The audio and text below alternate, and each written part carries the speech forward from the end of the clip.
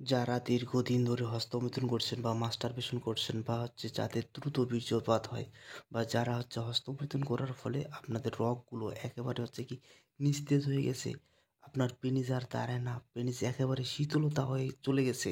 তো বন্ধুরা, যাদের পেনিস অকেজো হইছে, দুর্বল হইছে বা শীতলতা চলে আসছে, তো বন্ধুরা আপনারা জীবনে হলেও একবার হলেও এই যোগের তেলটি আপনারা ব্যবহার করতে পারেন। এই যোগের তেল যাদের পুরাতন বাত ব্যথা বা যাদের পেনিস আর আগের মতো দাঁড়ায় না, তো জীবনে একবার হলেও এই তেলটি আপনারা আপনাদের পেনিসের মধ্যে ব্যবহার করবেন। দেখবেন ভাই, আপনার মানে আগের মতো শক্তি পেনিসের মধ্যে চলে আসছে।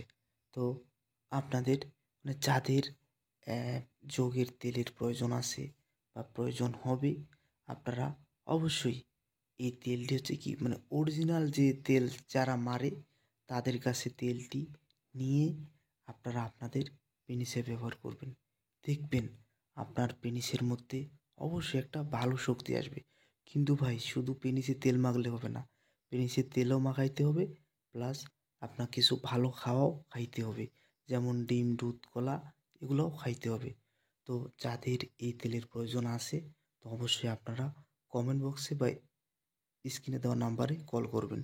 তো সবাই ভালো থাকবেন, সুস্থ থাকবেন। ধন্যবাদ।